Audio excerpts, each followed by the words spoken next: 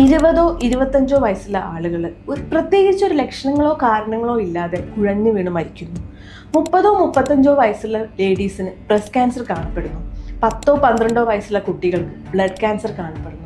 ഇങ്ങനെ പണ്ട് വളരെ ഏജ്ഡ് ആയിട്ടുള്ള ആളുകൾ കണ്ടിരുന്ന പല അസുഖങ്ങളും ഇന്ന് യങ് ആയിട്ടുള്ള കുട്ടികൾക്കടക്കം കാണപ്പെടുന്നുണ്ട്. പലപ്പോഴും ഒരു വിധിയെന്നോ കോവിഡ് വാക്സിൻ എന്നോ പറഞ്ഞ് പഴി പറയാറാണ് പതിവ്.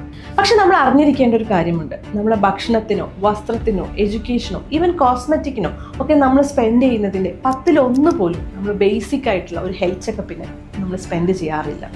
വളരെ എക്സ്പെൻസീവ് ആയിട്ടുള്ള ചെക്കപ്പുകൾ ചെയ്യണമെന്നല്ല ഞാൻ പറഞ്ഞത്. വളരെ ബേസിക് ആയിട്ടുള്ള ബ്ലഡ് എക്സാമിനേഷനും ECGയും ഒരു അൾട്രാസൗണ്ട് അബ്ഡോമനും ഒരു തൈറോയ്ഡ് സ്കാനിങ്ങും ഒരു മാമോഗ്രഫിയും ഒക്കെ ചിലപ്പോൾ നമുക്ക് വളരെ ഏർലി ആയിട്ട് പല അസുഖങ്ങൾ കണ്ടുപിടിക്കാനും ഒരു ഏർലി ആയിട്ടുള്ള സ്റ്റേജിൽ തന്നെ ട്രീറ്റ്മെൻറ്റ് എടുക്കാനും ഓർഗൻ പ്രിസർവേഷൻ വരെ ചെയ്യാനുമായിട്ട് പറ്റും. പലപ്പോഴും നമ്മളൊരു ക്രൂഷ്യലായ സ്റ്റേജിലോ അല്ലെങ്കിൽ ഒരു സിംറ്റം വരുമ്പോഴാണ് ഇങ്ങനെയുള്ള ടെസ്റ്റുകൾ ചെയ്യാറ്.